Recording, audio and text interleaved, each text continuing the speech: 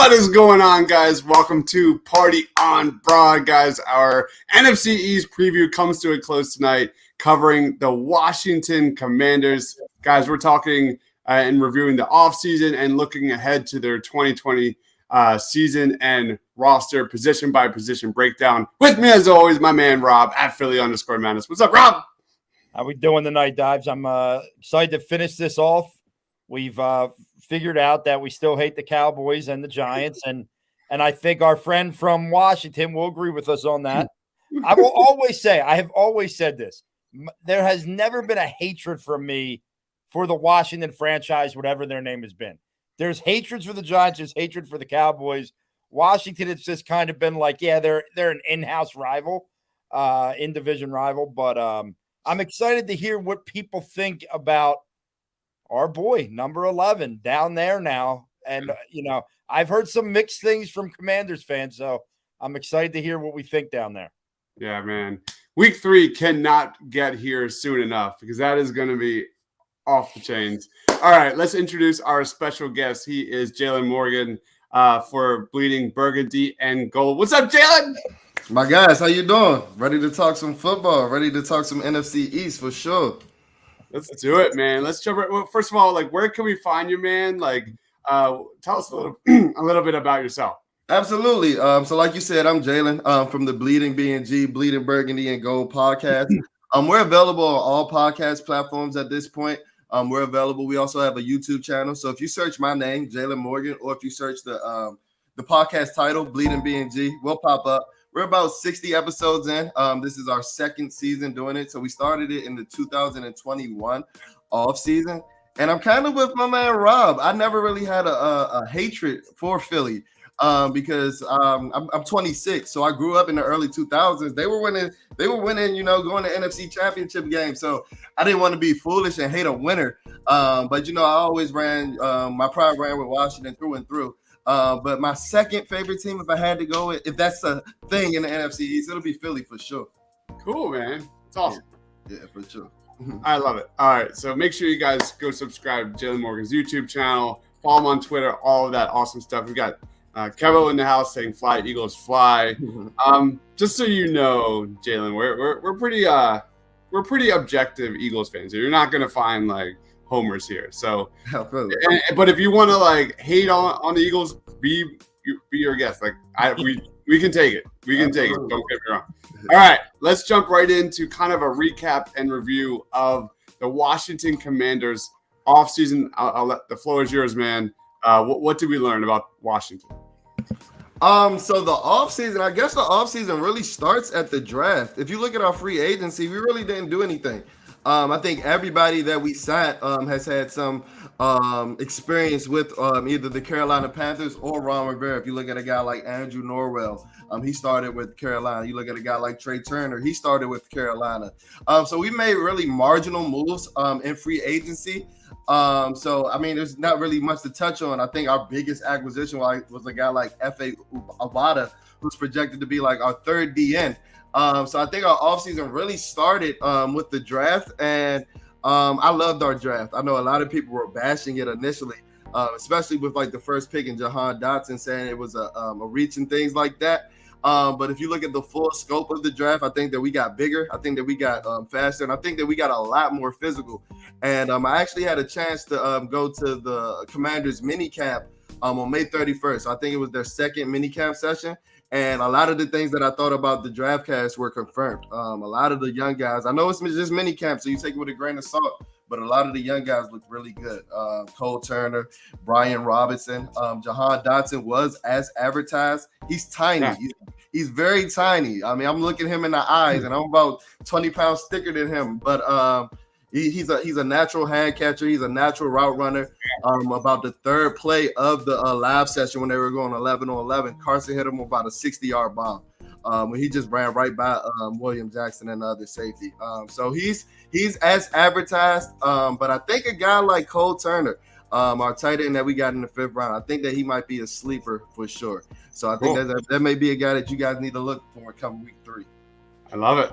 Yeah, we're very familiar with Jahan Dotson up here for sure. All my friends are Penn State fans. Unfortunately, I'm a Temple guy. My wife's a Penn State fan, unfortunately. But it is what it is. But Jahan Dotson's a lightning rod, man. I think he definitely has a load of potential. Dude catches everything. Great hands. I like that pick for you guys. Let's just jump right in this thing. Hopefully we don't kill ourselves by the end of this. What do you think? You're a special guest. Okay. What do you think, Jalen, is the biggest advantage the Commanders have over the Philadelphia Eagles? The biggest advantage that the Commanders have over the Philadelphia Eagles. I think my answer is going to be a little bit more intricate. But I think like our interior pass catchers, like work in the middle of the field, like the slot receivers and the tight ends, I think that's going to be a big advantage, especially against like your linebackers and safety and coverage. I know that you guys bought in like Kaiser White and things like that. But a guy like TJ Ward and Hassan Reddick, those guys aren't necessarily, standouts in coverage, especially Hassan Reddick. He's more of a pass rusher guy. So I think that our biggest advantage when you got a guy like Jahan Dotson, who we mentioned can play in the slot, Curtis Samuel, who can play in the slot. You have Logan Thomas, who potentially may miss like the first month of the season, but, we saw what he can do his first year in Washington. So our interior pass catchers, I think that's our biggest advantage that we have going against you guys as safeties and linebackers. All right, Rob, floor is yours. Any reaction to that, and what do you think is the biggest advantage for the Commanders? I think that when you look at the past, people look at Eagles linebackers and they think, all right, they've always had trouble. Now, I see a different, as I've said all offseason, I see more of a 3-4 coming out of the Philadelphia Eagles this year. The way they drafted, the way they signed free agents, it looks like you're going to have a few more stand-up guys. When you think about Jordan Davis, how great of a nose tackle will he look? And you have Fletcher Cox kind of he can kind of kick out in that 3-4 because then like Jalen was saying, Hassan Reddick is a natural pass rusher. Kaiser White's a guy that can get downhill. Nakobe Dean is going to play this year, and he's going to be huge for this team. I will say, anytime a safety for the Eagles has to match up on anyone, I don't like it. I know that they just went out and they signed the kid Tart from San Francisco. We'll see. My guess is he ends up starting because, I don't know, I'm not high on Marcus Epps as the second starter in the safety position. But I think you're going to see a lot of hybrid defense from the Eagles this year. When it comes to advantages, I just know when you have a Ron Rivera coach team that defensive line is going to be coming at you. And I know, let's put it this way. I think their defensive line may have an edge on the Eagles defensive line. The issue is that Eagles offensive line is so damn good when healthy. I mean, they're just so damn good when healthy. I mean, that's, we've said for years, the Eagles always build in the trenches. This is a year to see how well that plays because they have an offensive line that's stout. And they're going to need to be when you have a team like the Washington Redskins. When you think of was it Montrezl Sweat? Yeah. He's the guy I wanted for the Eagles to draft the year they drafted Andre Dillard, right? They traded up. I thought it was for Sweat. It wasn't. Sweat's a damn beast. And they were young on that line last year, and now they're just, they're still young, and they're really solid. So their defensive line, anytime you play Washington, is going to scare me.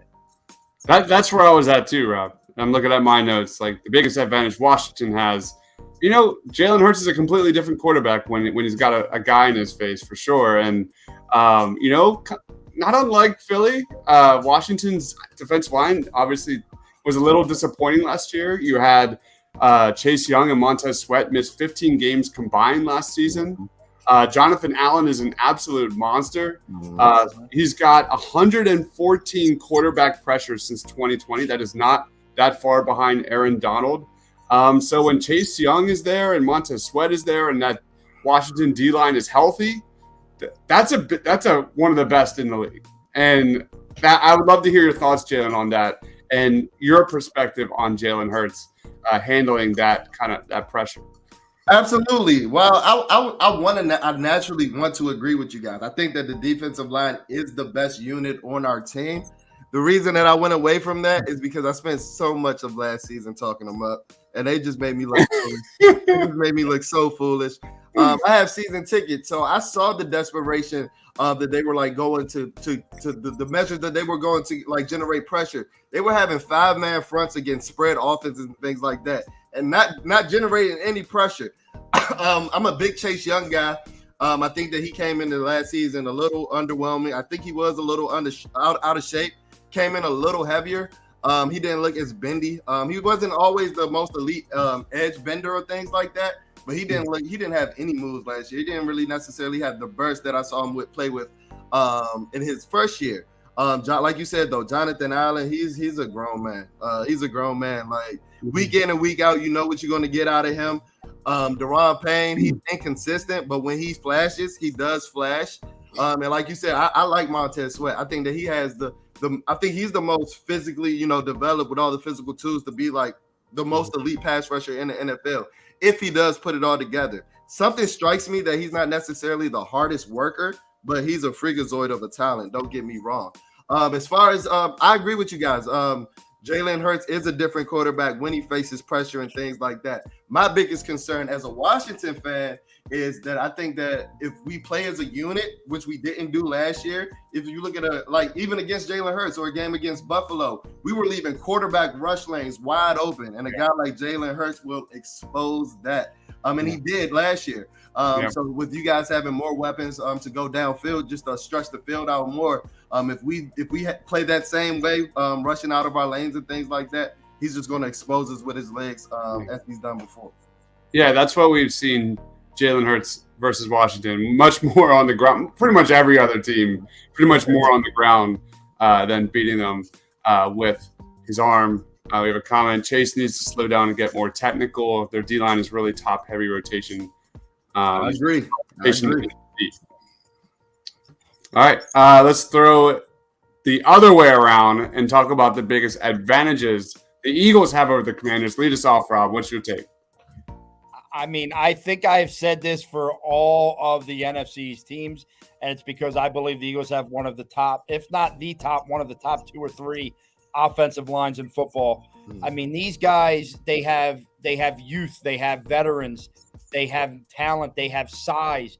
I mean, when you look at the left side of the line and you look at Landon Dickerson and Jordan Mailata on one side of the line, you look at the veteran savvy and the veteran presence of Jason Kelce, and then you look at Lane Johnson on the other side, and whether it's going to be Sayamalo or Driscoll or whoever they decide to go with at that right guard position, it's all guys that play. But why I love the Eagles' offensive line over their defensive line is you have depth too. You have guys that have had to come in and play because of injury, such as a Jack Driscoll, that can come in and really make a difference for your team. Not to mention they go out and draft Jason Kelce's heir apparent this year, who from everything I hear is just a student of the game and just a very similar player to Jason Kelce. So, God forbid you had an injury at that position. Yes, it's youth, but it's another talented guy to put in there. When the Eagles offense, and look, we just talked about Jalen Hurts. He's a better quarterback when there's not pressure on him. This offensive line keeps pressure off of him with the new talent they have. Devontae Smith, a year older, Dallas Goedert, now the guy, A.J. Brown in the fold, Zach Pascal as your 4th receiver. That offensive line can be the difference between this team actually winning the East or having to fight to get in the playoffs as a wild card. What about you, Jalen? What are your thoughts? So in terms of matchups, I think of like the on-field play. I'm like when one's going against another group and things like that. And I think that you guys' biggest advantage is your wide receivers against our cornerbacks right now. I think that, bringing in a guy like A.J. Brown, Devontae Smith in his 2nd year, a guy like Quez Watkins, and I'm kind of skeptical about our DB play. Even a guy like Zach Pascal. I actually played against Zach Pascal in high school. So for him to be like a wide receiver 4, he's nothing special, but he brings a physical element to the game. He's going to run block. So he's fits you guys' identity for sure. And just going up against our corners that we saw last year, Kendall Fuller, who was elite in the slot in his first stint with Washington, we had to move him back outside because he just didn't have the lateral agility to play in that role anymore. And then a guy like Benjamin St-Juste, who was really promising, but he had about 4 concussions last year. This is a 6'3" corner who I really love his movement skills, and I think that he does have the potential to break out. but if you're not available, I mean, you can't really do much, right? And then a guy like William Jackson. I was a big William Jackson fan in Cincinnati, but all he did was come here and not live up to his contract. I agree that we were playing him out of position a lot, having him play a lot more in zone. But when you're paying a quarterback $14 million, he has to be scheme versatile. He can't be scheme dependent on one scheme. And I think that we're looking to pair up William Jackson more with a guy like Benjamin St-Juste. So I know the prospects for a guy like Kendall Fuller isn't looking too promising, so that we can play more man and things like that. But I think that right now on paper, you guys' biggest advantage against us is the wide receivers versus the DBs for sure. Who would ever thought we'd be saying that about the Eagles wide receivers, Dives? And Dives, you want to know what's funny as we've mentioned this? You want to know what name's not popping up, Dives? What's that? You want to know what name's not popping up? Jalen Reagor, not popping up. No one talks about him. Just putting that out there. I have to get my one dig on you every show. That was it. There we go. What's your thoughts, Jalen, on your offense, the state of Washington's offensive line? Because when I look at strength of the Eagles, it's that interior defensive line: Fletcher Cox, Hargrave, Jordan Davis. They're going to rotate. They're going to they're going to be able to take on multiple blockers. Like, what's your stance, and where's it at right now? Because that's I think that's going to open up so much for the Eagles pass rush this year, and they're going to take a huge leap forward. For sure. I'm not sure if it was early in this offseason or late in the season, but I remember reading a PFF article where they were saying, like, the best makeup with this salary cap is to have 5 above average, offensive linemen, but not a superstar that, a superstar left tackle that you're spending $20 to $25 million on and wasting resources on the left. Like, the rest of the 4 other guys are trash. And I think that Washington's offensive line is the epitome of that. We just extended Charles Leno Jr., who isn't, the most stellar left tackle, but he's serviceable. And he's really great in pass pro. Then we bring in a guy like Andrew Norwell and Trey Turner. Both of those guys played their best football under Ron Rivera when they were in Carolina. If you go back and look at that 2015 Carolina Panthers year, I know that was some years ago, but these are the same players in the same scheme. They were just bludgeoning guys in the mouth. They were just smash mouth downhill football with Jonathan Stewart, Cam Newton.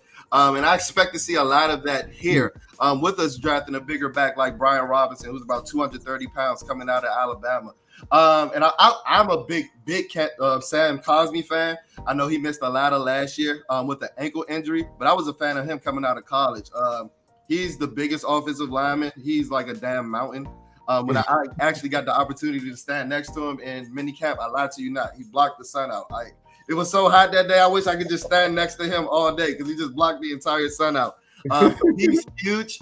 And I just think that, we have a lot of makeshift, serviceable, adequate pieces that are familiar with each other. It was actually a story that came out yesterday that Charles Leno was actually having a baby. His wife was having a baby, and he was out of town, and his wife's water broke. And then Andrew Norwell's wife, his family, Chase Roulier's wife, his family, they actually met them at the house, helped deliver the baby. I know Chase's wife cut the umbilical cord and things like that. So the camaraderie, which is something that you need among the offensive line, I'm starting to see that it's there. So I think that the offensive line is promising, and I think that we have one of the best offensive line coaches in the game, in a guy like John Matsko. So I think that the offensive line, I'm not too worried about the offensive line, even losing a guy like Brandon Schertz.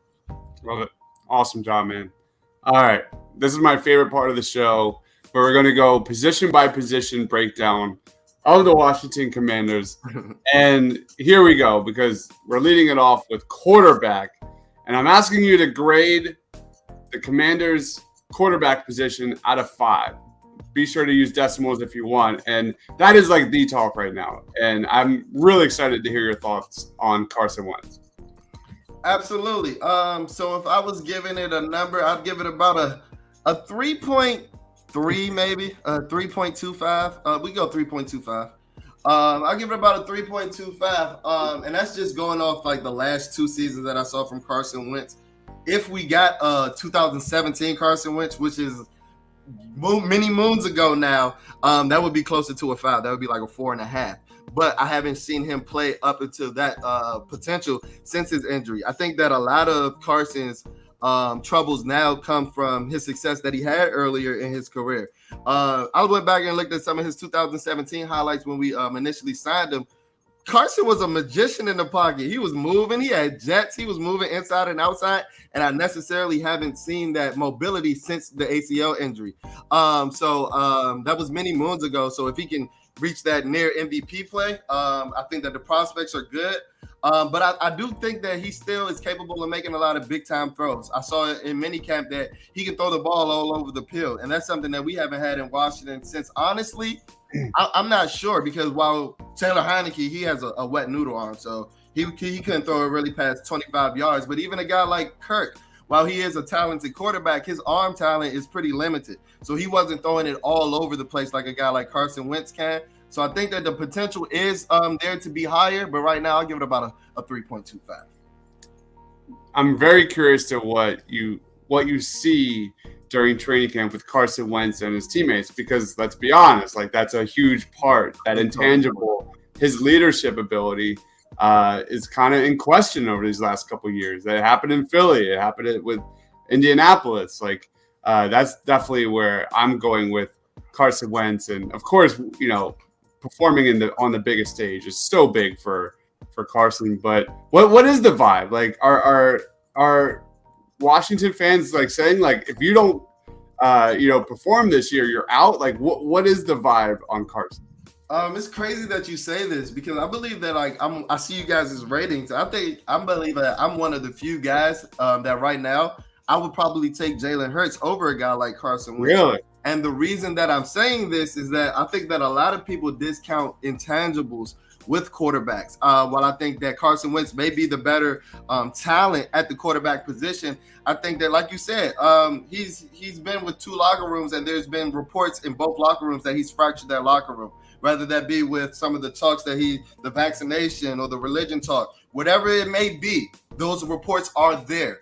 So I'm kind of skeptical of that. And even like a guy where I would take a guy like Jalen Hurts is that he exudes that leadership. While he might have a limited arm and things like that, I saw him rally you guys in the second to last week of the season. I was actually on the field for that game. So I saw him yelling at your team for that comeback and things like that. And I was really impressed from that day. I was like, whoa, Jalen Hurts has some stuff, because I was skeptical about him as well. Especially, with the Alabama pedigree, him losing his job to Tua and things like that. But that day really won me over.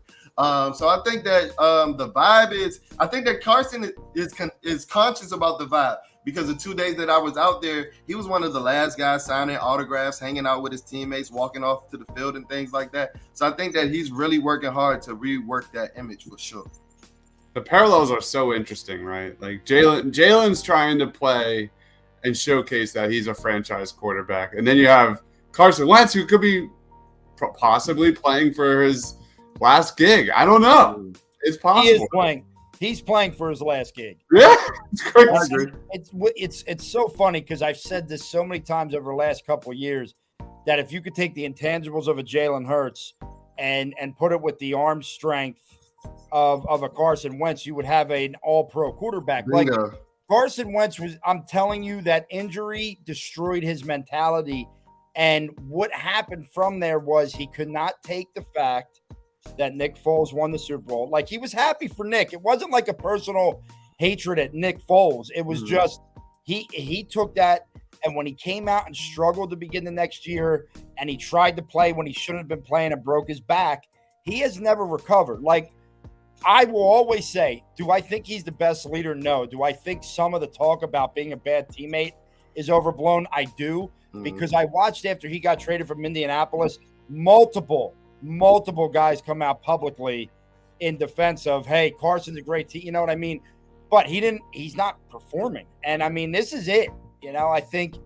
And if he doesn't play well and it's November, and you could speak to this better, Jalen, the Commanders fans are going to say, I don't even care. I don't want to see this anymore. And they're going to start calling for backups and things like that. So he's got an extremely short leash. Like, I'm talking 2 months of a leash. I agree. As they always say in Washington, the most famous person in Washington is the backup quarterback. So I agree. Same here. Same here in Philadelphia. It only took one bad game the year Jalen Hurts got drafted, and people are like, well, they should probably give the kid a try. And you're just sitting here going, really? Like, just like, really? That's how it always is. Phil's in the house saying, "What's up, guys? Thanks for joining, Phil. Wentz has the potential to be great. He just has a mental block. Might even be an emotional hang-up. I don't know. And Indy dropped him for a reason. They dropped him because he wasn't good enough. That's the reason. Do you think so? They lost to Jacksonville on the last day of the season with a chance of getting to the playoffs. If they make the playoffs, if they win that game and make the playoffs, Carson Wentz is still in Indianapolis right now. I agree with you, Rob. But some of the comments that Jim Irsay has been saying lately, it seemed like a little more personal, a little more. I think the vaccination pissed off the Indianapolis Colts, and the fact that he spouted because it was religious beliefs and all. I think that rubbed management the wrong way. Maybe some of the players, but it seemed like overall the players in the locker room didn't have too much of an issue with them. I agree. Jim Irsay had an issue with them, but let's not act like Jim Irsay is the ultimate king, right? Like Jim Irsay's got a lot of negatives on him too. And here I am again. Look at me. Without even trying, I'm defending Carson Wentz. No, I do agree with you, though. I do agree with you. If they made the playoffs, none of this was an issue. I do agree with you on that. Yeah, I think they keep him around. But so we'll see. But who knows? It's his last shot. All right, let's go to O-line. How would you grade the Washington Commanders O-line? I would give him about a 4. Like I said, no necessarily superstar, but no weak link on the offense at all. So if you're looking at a 5 scale, 4 is about an 80%, about a B. I think that, like I was mentioning before, I think that if a guy like Andrew Norwell can regain that Pro Bowl form, I think he was a Pro Bowler in 2018. So that wasn't too long ago, but so if you put him in a more familiar scheme like the one that he made the All-Pro in, and he can reach that potential, I think that the prospects are good for Washington's O-line. Like I said, the camaraderie is there, and I think that we really discount the fact that we have one of the best offensive line coaches in the game. I saw him go through 3 centers last year, and we really not lose much along the offensive line. So I'm a big John Masco fan, so I'll give the offensive line about a 4. All right. We kind of already touched on that. What about running backs? How would you grade running backs out of 5? So before the draft, my grade would have been a little lower. I would have had it around a 4. But with the acquisition of Brian Robinson Jr., he's built like a damn Decepticon. Like, he's huge and he's lean. Like, he carries 230 pounds really well. I think that you combine that with a guy like Antonio Gibson, who was a 1,000-yard rusher, but I don't think he's the most natural runner. He misses a lot of holes and he leaves a lot to be desired. So if you can, combine those guys and have a third down back like J.D. McKissick. I'm the president of the J.D. McKissick fan over in Washington, by the way. Nice. I go to war with Twitter with the Commander fans about that all the time. So I'll give the running back group about a 4.5. I think 4.5. I think that this is going to be one of our bigger groups, one of our most productive groups by season's end. What are you seeing out of Brian Robinson? Because, that guy has a world of potential. What are your quick thoughts on that, dude? From the little bit that I saw, he's a lot faster than I thought. When you look at him at Alabama, all you see is him, running through dudes and things like that. But you lose some of the sense of the speed. And I know he ran a pretty decent time for a big back at the combine. I think it was around a 4.54. But he's a lot leaner than I thought. And he's taller. He has kind of like that Eric Dickerson build. Not comparing him to Eric Dickerson by any means, just the frame. But I know a guy like Antonio Gibson is, measured in to be about 230 pounds. But Brian Robinson is way bigger than him. I tweeted out, I said he makes Antonio Gibson almost look like a scat back. And their measurables already said to be similar, about 6'2", 230-pound guys. He was a lot more agile than I thought. I think that the prospects for Brian Robinson, I think he's going to come out. I think he might steal a lot of the lion's share of the carries from a guy like Antonio Gibson by the second half of the season. Yeah, great size, 6'1". Definitely be a short yardage back. Easy. All right. What about wide receivers? So this is with Terry McLaurin, correct? Absolutely. Yeah, that was, it's funny because my number one question to you is what is going on? Like, I know what I expect him to be there this season, but he is not a happy camper right now. And what's going on down there with that? I think with that, that just is, and I've spoken on it a lot. I think that a lot of our front office is antiquated and short-sighted So I think that they're sticking to this hard deadline because if we can go back to last year, a lot of these talks were revolving around Jonathan Allen's contract extension as well. And then they signed that contract literally at about 11 o'clock the night before training camp. And I think that they're sticking to that antiquated deadline. But like I said, it just shows that, the front office is as short-sighted as I believe them to be before. If you look at good organizations, they find a way to clear cap space early so they can make more moves later down the line if they have to. I know that a lot of people were talking after we bought in Carson with that $28 million cap hit. We were waiting for Landon Collins to come off the books June 1st. Well, then Terry should have been signed June 2nd. And we see that that's not the case. So I think that they're just, I think that the biggest hang up is guaranteed money. If you look at a guy like A.J. Brown, Terry was in the same draft class. And while I think that they're in the same tier as player, I might give Terry a little bit of an edge. I think that you look at Terry being about 2 calendar years older than A.J. Brown, and I think that the bigger hangup is about guaranteed money. I think A.J. Brown got 60, and the difference between 60 guaranteed and 80 guaranteed, that's a pretty big difference, no matter if the annual average value is the same or not. All right. What grade out of 5? With Terry McLaurin, I give him about a I don't want to sound too much like a homer, but I give him about a 4. I give him a 4.5 as well. I give him a 4.5 as well. And the reason that I say this is because with Terry McLaurin, they have a lot of receivers that can play in many roles. I think that this will be one of our more dynamic offenses where you can line up in a lot of different formations. You can have Curtis Samuel coming out of the backfield. You can have Terry McLaurin taking on that number 1 assignment. And that allows you to put a guy like Jahan Dotson, who I think that his biggest weakness is coming off of press and things like that. So that allows you to put him in the slot where he doesn't have to face press. That allows you to motion him where he can expose coverages and things like that. And even if you look at a guy like Cam Sims, he gives you the big body play potential. And I don't think that he's going to see the field much. But I think that they have a receiver that can fill every rich role. And if we're being honest, as far as official times go, Washington has 4 receivers that run sub 4.44s, 40s. And I don't think that there's too many quarterback stables that's going to be able to keep up with that if Carson's able to, throw the ball downfield for sure. Awesome stuff. How about tight end? Tight end, I'll give it about a 3.75. I think that a lot of this is with the Logan Thomas injury. I'm skeptical about his return because he was injured, I think, the first week of December. And initially they were saying that, he may be returning if we make a playoff push because they weren't seeing any, ACL tears on the scan and things like that. But he just did a press conference last week. He tore his MCL, LCL, and his ACL. So I'm kind of confused about how nothing showed up on the scan initially. And then all that happened to be, what it was. So I think that his comeback is going to be a lot slower than a lot of us expected, especially if you listen to that press conference last week. But I think a guy like Cole Turner, like I mentioned, I was a little skeptical about Cole Turner as well. I thought he was a chalky route runner looking at some of his college film. But this guy is a tree, and he was running really smooth routes. I think that he's going to take over the tight end one role from a guy like John Bates. And I think just having a rookie there, an unproven rookie, I think that you can't have him too high. So I'll give him about a 3.75. All right. So that comes out to an even 20 out of 25, giving Washington an 80% on offense. I'll tell you, Jalen, right now, if we go by this, that is the highest percentage of any offense in the NFC. And to be crazy, to not to sound crazy, I think that we might have the best offense in the NFC East.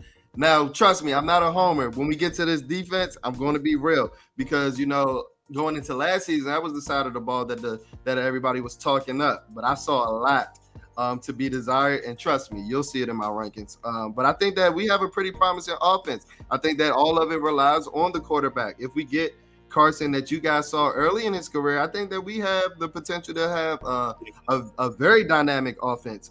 And you see that was the lowest grade as far as positions. So I think that reflects my beliefs a little bit for sure.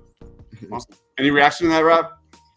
Yeah, I mean, I do believe the talent at the running back and wide receiver position on this team is immense. I think Antonio Gibson in a role where he doesn't have to, shoulder the load becomes that much better of a player for this team.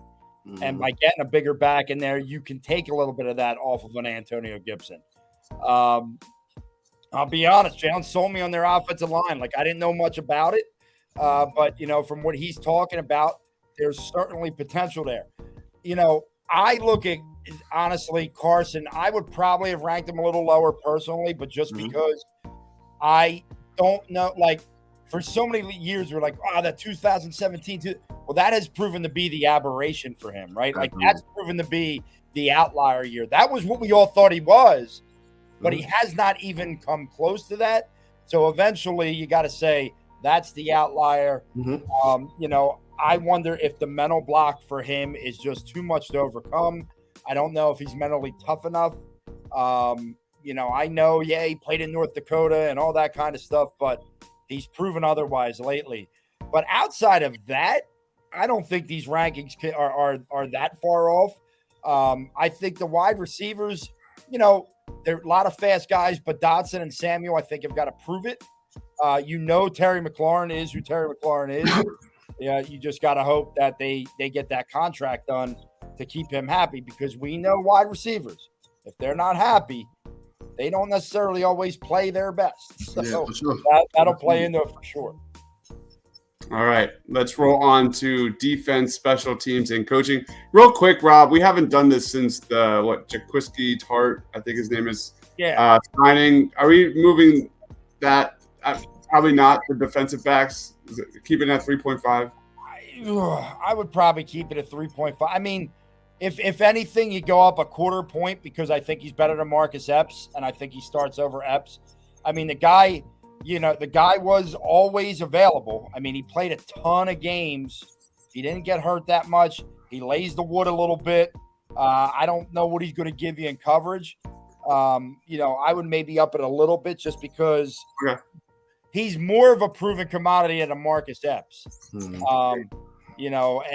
at least when I look now at that secondary for the Eagles, when you got Slay and Bradbury, who you got to love on the outside, Avonte Maddox can be your slot corner.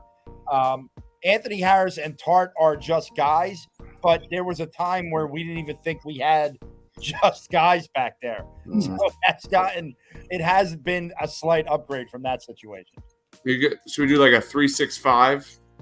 Go 3.75. Give him the full quarter. Give him the full quarter point. I'll give Tart the full quarter point on that one.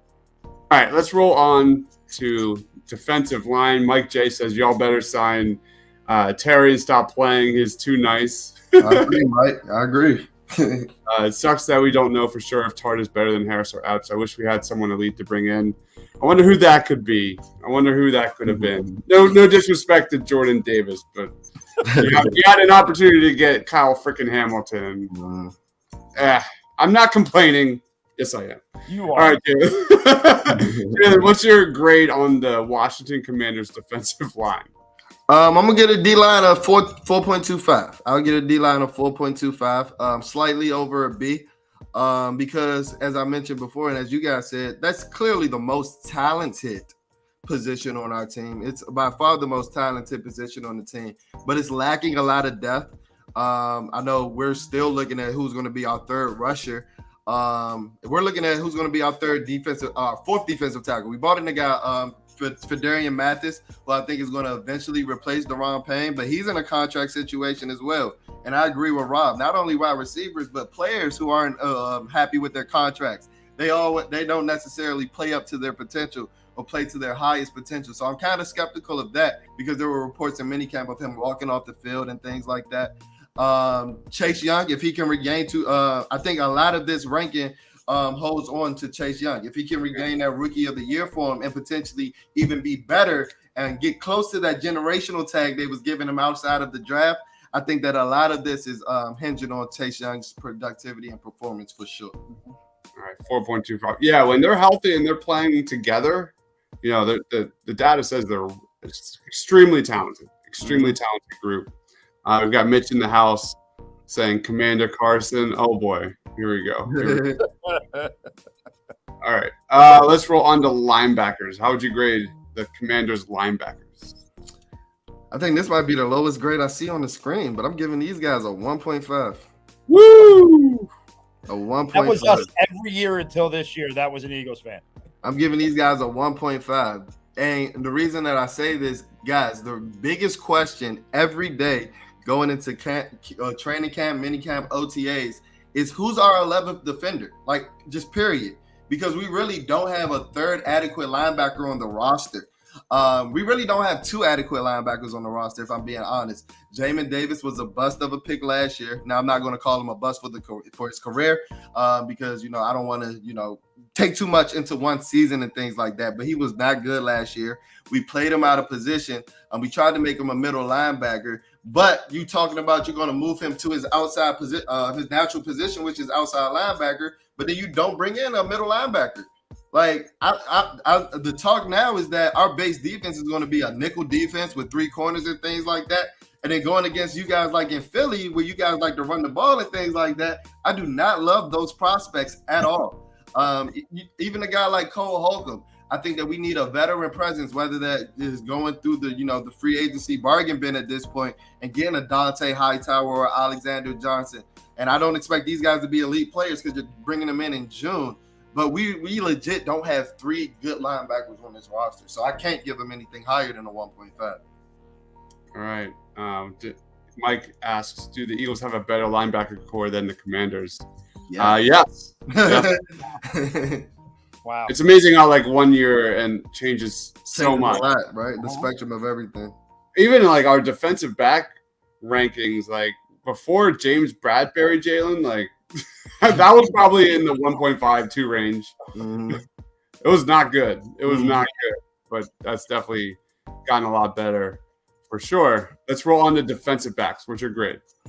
I'm gonna give these guys a 3.25. Okay. 3.25. And the reason that I'm giving it a 3.25 is that I think there are some bright pieces. I think that while William Jackson struggled, I think that he regained his form towards the end of the year. If you look at his numbers before his calf injury, they were really good. He shut down DK Metcalf. He completely shut down DK Metcalf in that Monday Night Football game. He was in his hip pocket all game. And the next week, he hurts his calf against you guys and doesn't play again the rest of the season. So I think he was starting to regain form. I love Cam Curl. I think that he was an absolute steal of a 7th-round pick. I think that those are the two bright spots. And if we can get Benjamin St-Juste to stay healthy and he can have some consistency to go along with those flashes that he saw last year, this is a guy. He has Richard Sherman's frame, but his short shuttle and his quickness scores are way better. Now, I'm not saying he's that type of player, but he's 6'3", and he has the movement skills of a 5'11" guy. So if we can get him to play more press man with a guy like William Jackson, I think that number can rise. But for right now, I'll give it about a 3.25. I think that Kendall Fuller is a potential weak link. And I think that a lot of us are reading a lot into Bobby McCain's 2 interceptions in week 18 of the season last year. I know a lot of people were saying, oh, we can't lose Bobby McCain. So we did re-sign him to a 2-year deal. But I don't think he's a special player by any means. Love it. All right. If I had to do quick grades on the defense overall NFC East, I've got all the numbers. The Dallas Cowboys have the best defense according to our other Cowboys YouTuber, 75%. Eagles defense comes up on top, 77%. Cowboys defense, 75%. Then Washington defense, 60%. And then the Giants defense at 57%. So let's roll on to special teams, Jalen. How would you grade special teams? Special teams, I'll give him about a 3. I love Tress Way. I think that he's probably one of the more underrated players in the NFL, and he wasn't even coming off of his best season last year. But if you look at the last 5 years, his numbers are constantly in the top 5 as far as touchbacks, kicks inside the 20 and things like that. I love what Joey Sly brought when he brought into Washington last year. I don't know if you guys are too familiar with our kicking situation last year, but it was horrible. We had dudes kicking each other kicking players in the back of the head. It was really horrible. It was really bad. So me going out there was an improvement on Chris Blewett. But Joey Sly, this is another guy that I think that the familiarity with Ron Rivera coming from Carolina, I think that honed him in. And I think that he made about 4 kicks over 50 yards. And I think he made 9 of his 10 kicks when he was brought in, with the one being a blocked extra point. So he didn't necessarily miss any kicks. I'm not sure who our return is going to be to this point. We lost a guy like DeAndre Carter, who was one of the top returners in the NFL last year. But I think that we're going to give a guy like Jahan Dotson a chance for punt returns, and I'm really excited about that because he's a jitterbug with the ball in his hands. As you guys, watching Penn State, I'm pretty sure you guys know. Yeah, he's awesome. Guys, I feel like we've got to relook at our special teams. Because the Eagles actually, had a couple of these undrafted free agents that are just straight speedsters. Are they going to make the team? They got to prove themselves, man. I feel like this Britton Covey kid is going to make the team. I don't know if the Olympic sprinter will make the team. Like, obviously, he's legit fast, and the Eagles have gone out to support him in his races. But this Britton Covey kid, I'm telling you, there's something there. Like, I feel like the year that we finally get a linebacker here, we finally get an actual kick returner. I have faith that I don't have to watch Jalen Reagor go back and miss punts anymore this year. I feel like we finally got our guy. Are we there yet? I don't know if we're out of the woods yet. We'll hold. I think it's a little early, but I agree. Like, this goes up. Special teams goes up exponentially the second that Jalen freaking Reagor is off the field. He's that bad. But anyway, Mike says Britton Covey's going to take Reagor's spot, and he wears 18. And his number he's going to take. All right. How would you grade the coaching for the Commanders, Jalen? I give it a 4.5. I give it a 4.5. I do think that we have the best head coach in the division. Our coordinator, I'm a big Scott Turner fan. Excuse me. If you look at his game plan, this is a guy you can tell that he goes week by week and he takes what the opponent gives him. I remember earlier in his first year when he was having Dwayne Haskins at quarterback. I remember playing against the Ravens. It was straight screen passes. Like, it was nothing deep downfield because that's what the Ravens were giving you at that point. And I just loved how, he had his game plan committed around the scheme against the opponent and things like that. And I'm excited to see what he can do with a quarterback that can push the ball downfield. Kind of skeptical about Jack Del Rio simply because I think that his defensive schematics, his scheme is very vanilla.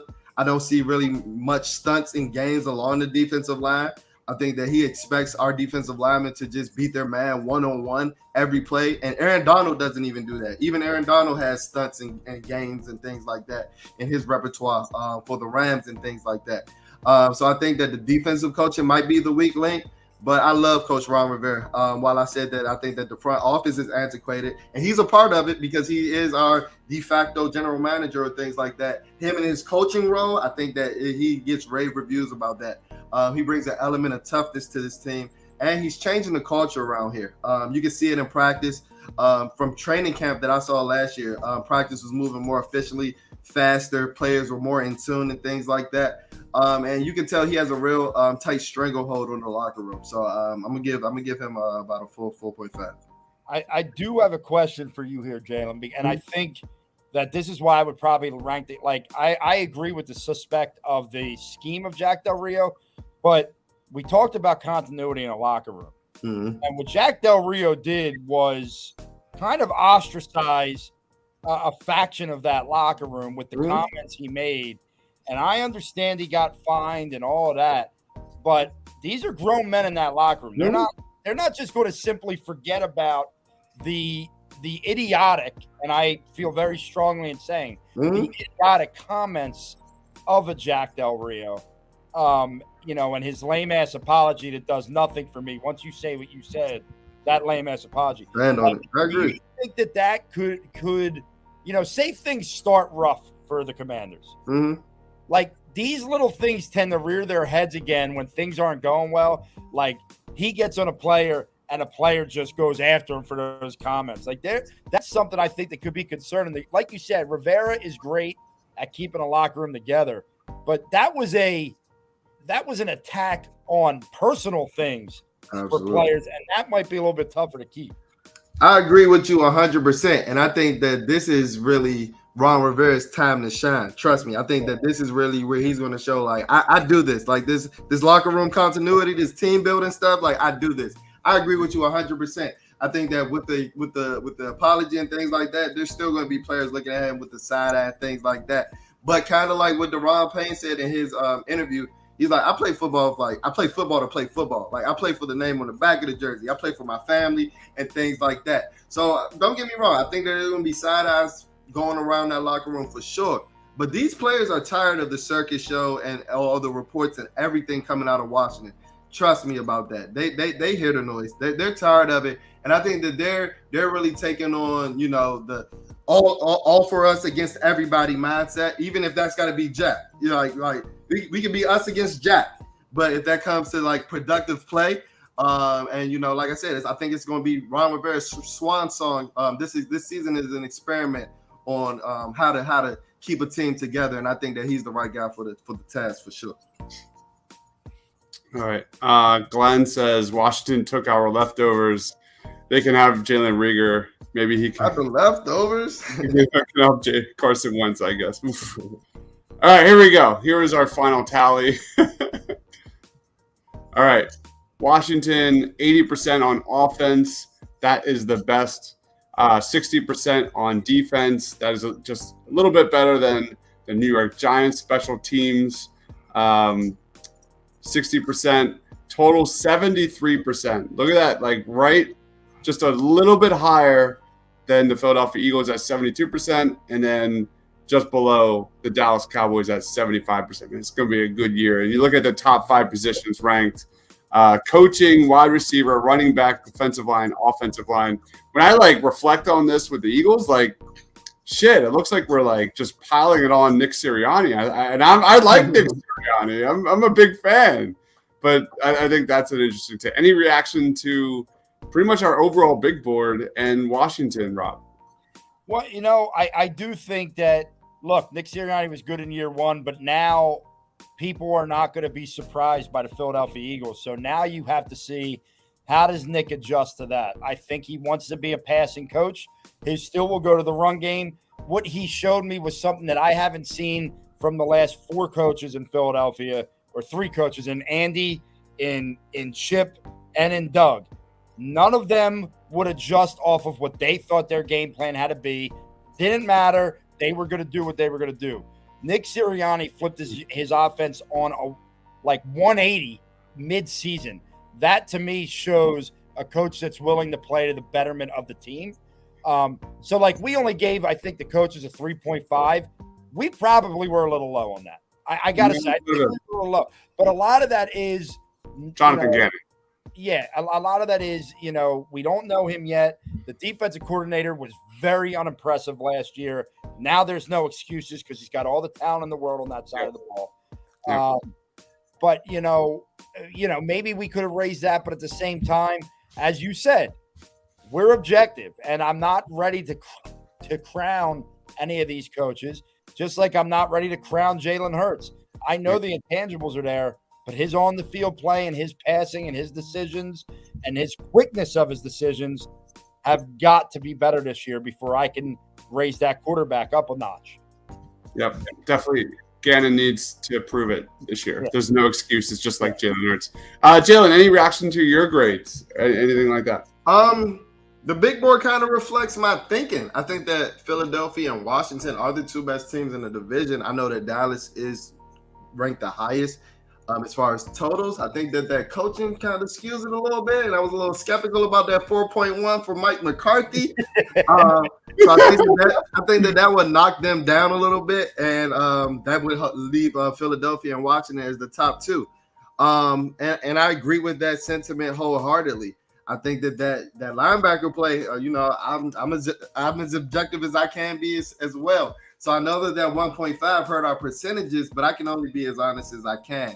But as far as the top 5 positions, if you were to ask me before this, I think if we were including coaches, I think that this would be the top 5 that I would lay it out for you. So I think that this reflects a lot of my beliefs, and I think that it's going to be a Washington-Philadelphia showdown for the division crown for sure. So week 3 and week 10, I believe, which is when Carson's at his best too. So that should be fun. Early in the season. Yep, absolutely. We have Mike saying, "What? Washington does not have a better offense than us." Sorry. Washington has more guys that have proven it than the Eagles do yet. The Eagles have A.J. Brown. I agree. Only, like I guess you could say they have Devontae Smith, but the rushing attack and the offensive line. Well, see, but I don't know. Like I said, Miles Sanders, I'm still salty with, and outside of him, you got Boston Scott, you got Kenny Gainwell. I mean, like maybe, but there's talent there, but they got to put it together. Yeah. Mike says if we get lucky on injuries, there's no reason we shouldn't be in the NFC Championship game. Slow down, Mike. Woo! Slow down, Mike. Slow down. Woo! You're going to be the guy in week 5. He'll be the guy in week 5 calling for the firing of all the Eagles coaches and all that. Let's just in the words of Andy Reid, just enjoy the game, man. Just enjoy it. Glenn says the Eagles are going to take the East this year. This is 2017 again. Jesus. All right. I'll be honest, Jalen. Like the majority of this is not typical, but I will say the majority of Eagles fans are in that like 10, 11 win range. Yeah. What is your stance and like win prediction wise on Washington this year? And I say because I want everything that I say to have a lot of meaning. So I want to give you the reason why I say this before. We play a lot of bad quarterbacks this year. Like we play a lot of bad teams, as you guys do as well. Like the NFC East plays a lot of bad teams. So I think that we can top out at about, like you just said, about 10 or 11 wins if Carson Wentz can even give us his 2019 play. I know we talk about the 2017 play as an anomaly. But this is a guy, I think in 2019, he had 4,000 yards without a 500-yard receiver. So if he can give us that, I think that we can top out at about 10 or 11 wins. Now, if he gives us 2020 Carson Wentz, I think we still about a 7-win team or 8-win team. But I do think that he's, an improvement and an upgrade over Taylor Heineke, who gave us 7 wins facing the likes of Josh Allen, Patrick Mahomes, Tom Brady. Like we faced the gauntlet of quarterbacks last year. So I just think with the schedule and the upgraded quarterback, I think we're due about 3+ wins for sure. Love it. By the way, that 2019 season, that injury to Carson in the playoffs, I think was the one that totally destroyed his mentality. Because he is finally, like he breaking away. I agree. He played decent for most of that year. Like he really did. I know that there were down moments and stuff, but he got them to the playoffs. They won the division, and he's on his second drive of his first playoff game. And goddamn you, Jadeveon Clowney, for that nonsense, because it did. It sent a franchise in the turmoil.